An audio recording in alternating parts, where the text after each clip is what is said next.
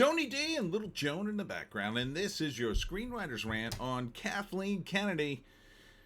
I know, I said I wouldn't talk about it again, but she won't leave. Smash like and subscribe. Thank you for smash liking and subscribing. Check out my books. The Pineys, books 1 through 17, available at Amazon.com. Don't forget, Kindle Unlimited is free. She won't leave. Why won't you leave? Why? Why should she? I mean, look, I don't have that much of an inside track on Hollywood. I just have an opinion. I've known some people who worked for Disney. I know some people who worked in corporate settings. I worked in corporate settings. And look, what this really is about, I think, and this is just my take, but I think it's about ego. You know, Kathleen Kennedy, for all her faults, I don't really see her involved in any of the really dark stuff in Hollywood, if you know what I mean. Doesn't seem to be in that circle. Seems to be completely away from that, like Iger. Just seems to be hyper focused on doing projects and essentially her own ego, I think. I think that's what it's about. She doesn't want to leave because she genuinely believes she is saving Star Wars or making Star Wars better, and that her detractors are only making her stronger. Like her detractors, oh yeah, they don't understand what I do, what I bring to the table. They don't get it. And like when you have a lot of money, right? Like if you have $100 million, and Kathleen Kennedy's got to be worth, I'm gonna say probably $1 billion. Kathleen Kennedy, it's got to be at least $500 million. Got to be at least $500 million, I'd say.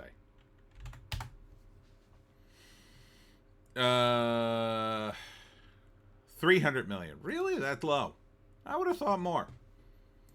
But even like, $50 million, right? If you have $50 million, even if you're worth $50 million, you live in a mansion, you have all the money you could possibly need, you're never going to go broke, you have plenty of cars, you have plenty of houses, you have plenty of vacation time, you have all the food you need, all the clothes you need, anything that's expensive you can pretty much buy. So 100 million, 200 million, it starts to get redundant, right? All the things that a person with $100 million can buy, pretty much someone with $200 million can buy. I'm saying for your personal, I'm not talking about businesses. I'm talking about, personal stuff. If you want a statue of yourself, you can just have it made. Right? So what's the purpose of this? Star Wars fans seem to be, oh my God, this woman. I don't blame you. I'd be pretty mad too if I had all my emotional investment in Star Wars. But I think it's her ego. I don't think she really cares about Star Wars. I don't think she's ever cared about Star Wars. But I do think she cares about Kathleen Kennedy. Oh, cares a lot about Kathleen Kennedy and her legacy. Her legacy. I only wish, we had super hyper virtual reality like in Star Trek or something, where people can see themselves or see the world after they die. Right? If Kathleen Kennedy could see the world after she dies, she'd realize what an incredible waste of time this is, I think. She'd watch people go, oh, thank God that woman's gone. And then, it's like Scrooge, right? It's like Scrooge seeing his funeral and everybody dancing. I don't think it'll be that bad for Kathleen Kennedy, but yeah, I mean, for Star Wars fans, they'll be like, oh, thank God. And it'll be like a tiny contingent of women who will be like, oh no, I loved her. If there are any Star Wars fans left by the time she shuffles off this mortal coil. And I'm not wishing death on her. I would not wish death on anyone. But I just find it amusing that she just keeps going. And as everybody on the internet keeps saying, like, she must really know where the bodies are buried. I don't think she participated in any of the dark shenanigans in Hollywood, because I think she has the receipts.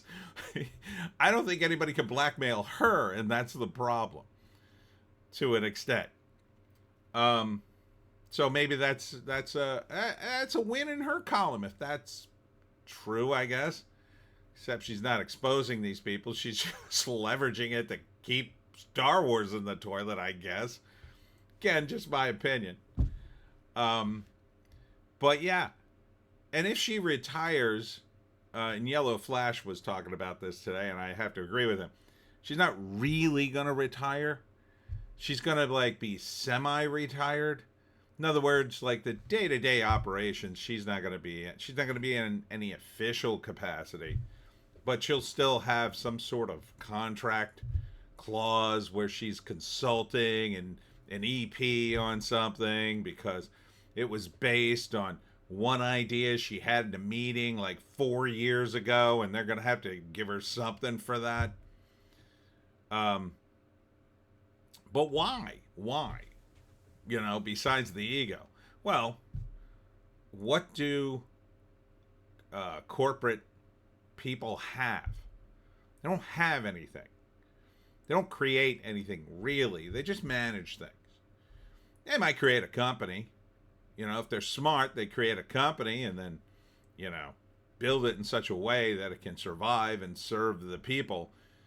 But a lot of people don't do that because they're just looking to serve themselves. So I think Kathleen Kennedy sees Lucasfilms as the company that serves her.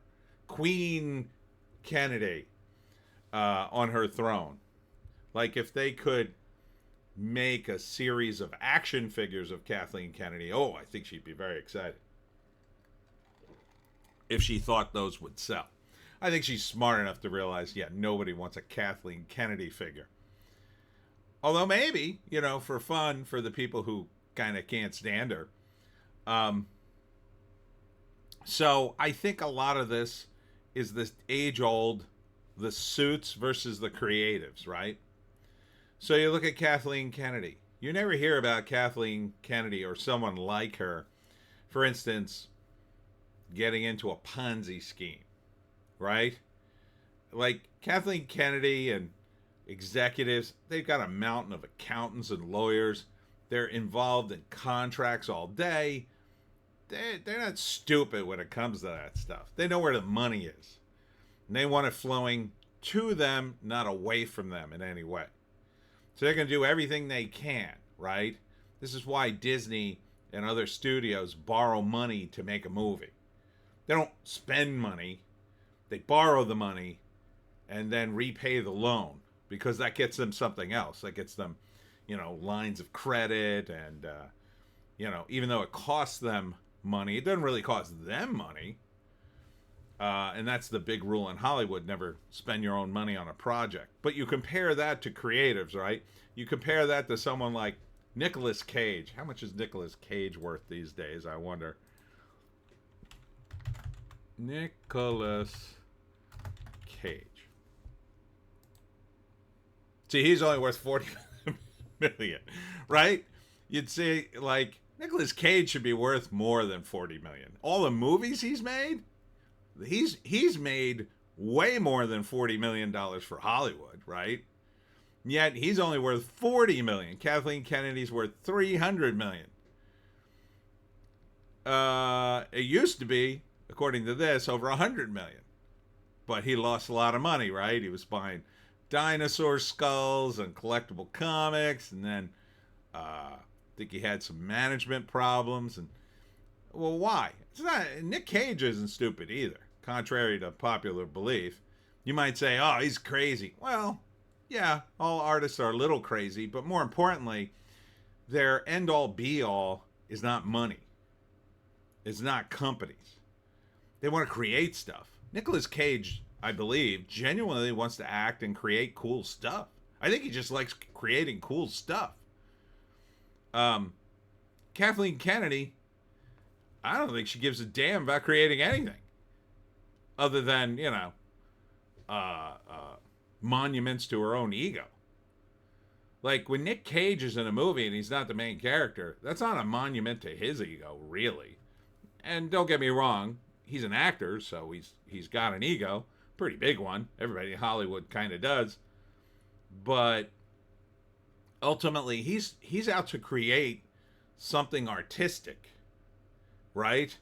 Because from the artist's perspective, it's about creating something cool and then getting rewarded later.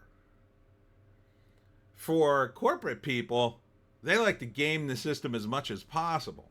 So if you tell a corporate guy, well, listen, we have 2 projects.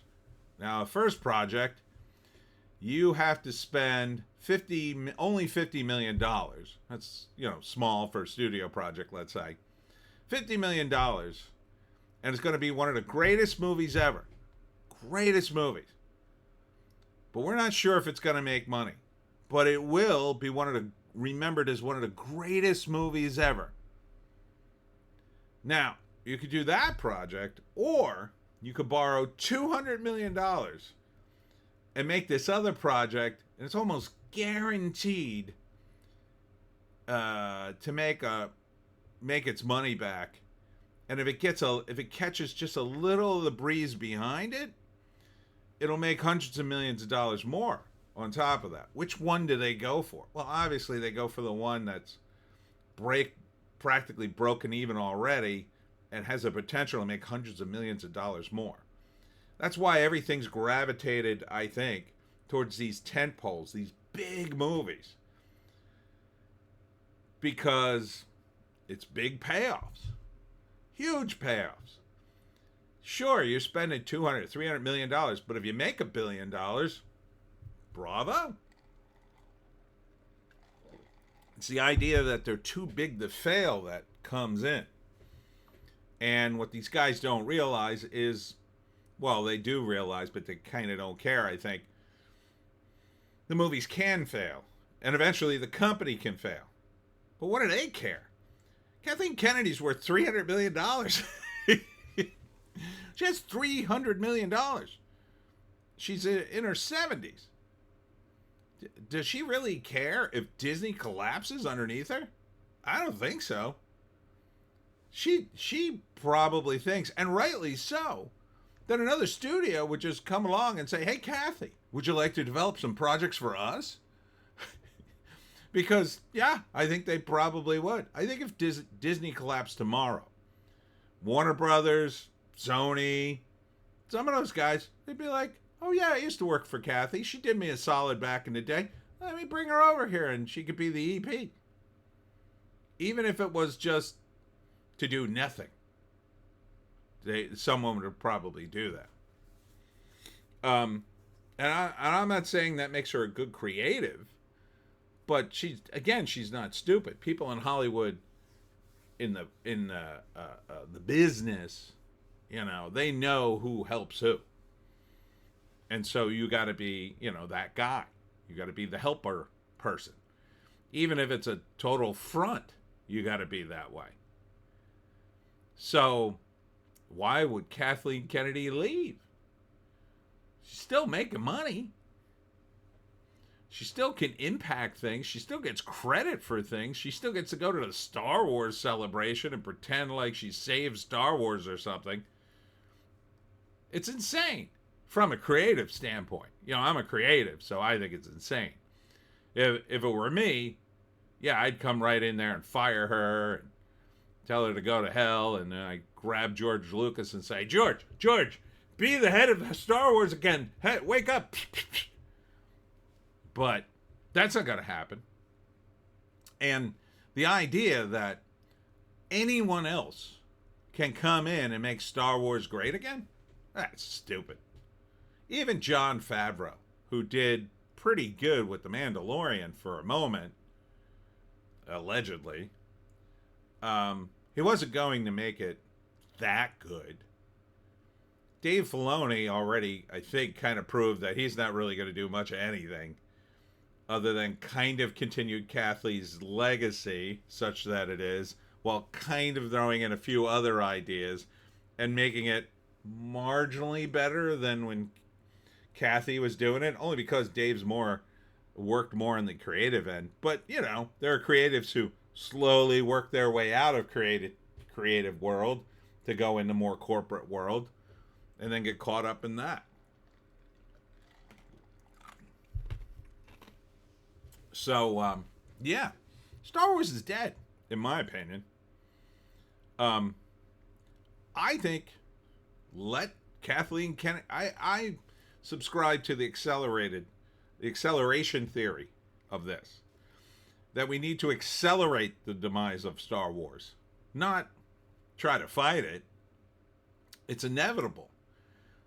George Lucas, I think, lost the plot a long time ago. So even if you got your wish, let's say someone totally based took over Disney and said, no, only George Lucas is in charge of Star Wars. He gets to make all the decisions. You know, it was a moment in time. And that's what a lot of creative things are. It's like kind of a moment in time, especially movies, where everything kind of comes together. I was just watching Tombstone over the weekend, and I'd never seen it all the way through. I know. I'd seen so many clips. It was one of those movies I saw so many clips. I felt I already saw it, so I never really sat down and watched it all the way through, so I finally did. And it was just like one big name after another.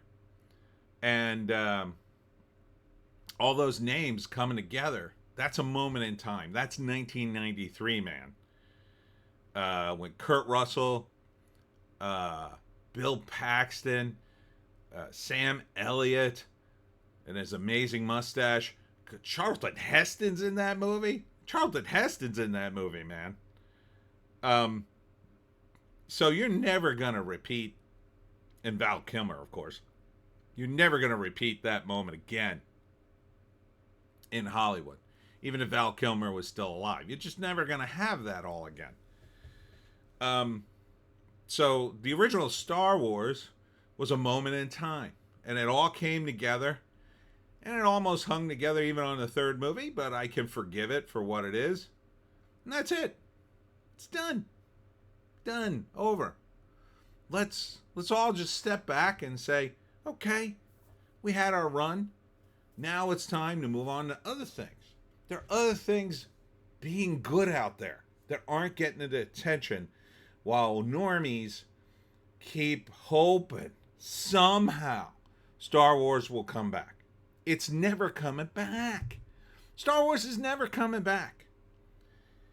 Even if Lucas got back in, even if the best guys got on this, they would still mostly just be punching a clock. Mostly just trying to please corporate masters, and it wouldn't be that innovative.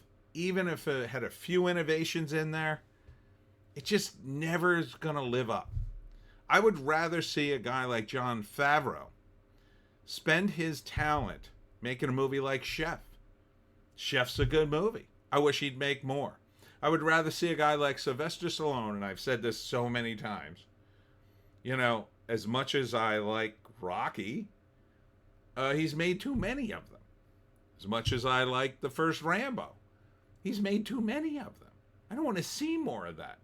Really just wish him to make original movies like Copland, where he plays a completely different guy, and his acting's good, and everything about it's good, and it's a small movie that's really entertaining. Like, that's what we want. So what can we do about this? Well, number one, you got to stop giving these people your money. You just have to stop. You got to stop lying to yourself and saying, well, maybe this will be the one that turns it all around.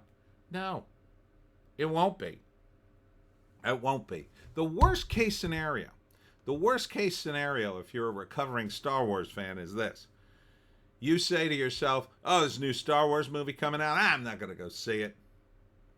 And then it comes out and there's like 1 million reviews, and for like 2 weeks, all you hear about how awesome it is. And then you go see it anyway, 2 weeks later. And then you realize, oh, this one's pretty good. Like, that's my attitude Would I go to see, you know, The Mandalorian and Grogu or whatever it is? No, I'm definitely not going to see that. That's not going to be any good for me. For some of you, it might be. For fans of the show or whatever, maybe they could do slightly more in the movies than they couldn't do with the TV show. Maybe they'll let them off the leash for 10 minutes to actually be creative. But at the end of the day, so what? The Star Wars universe is so clogged with, I don't know, stupid side characters. And look, that happened early on. Happened early on with the Christmas special. Happens with everything. So I say ignore the crap. I say, you know, you got to start championing. And look, as fans, you do have power. You do have power. I know that because I desperately want to get more reviews on the Pineys. It's hard to get them. You know, and I don't want to impose upon people. I encourage them to do reviews, but it's also a risk too. They read the book, they don't like it, I'm in trouble. But, you know, we need your support outside of all the normie stuff. Star Wars doesn't need your good review, even if it's good, which it probably won't be, let's be honest. So we need fans to wake up and stop being normies, okay? Just stop being normies. Stop going for the easiest thing. Do a little bit of digging before you pick a movie. You know, raise the bar. You don't have to raise it super high. I get it. Sometimes I like to watch crap movie too. I watch zombie movies, even though a lot of them are terrible or the same thing over and over again. I get it. But you need to champion new stuff when it comes. You need to do a little bit of digging, a little bit of more work is all I'm saying. And help out the indie guys if you want some new stuff. Otherwise, you can't complain when the next corporate Star Wars or whatever it is comes out. Don't complain, because part of it's on you. And I'm not saying that to bash fans. I'm saying look, Star Wars was a phenomenon because of fans. People went nuts for it, and it hit just at the right time. But fans can also make things hit.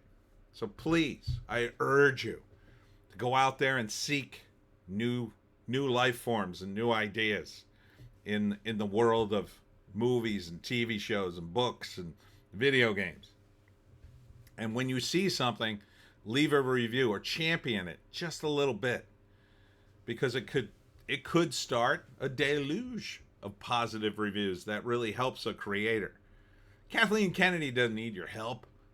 She's got $300 million. Anyhow, that's it for me, Tony D. And Little Joan and my rant.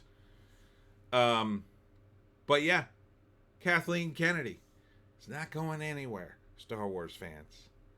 So unless you think the Force is female, you might want to jump out the nearest airlock and go find yourself another space hero.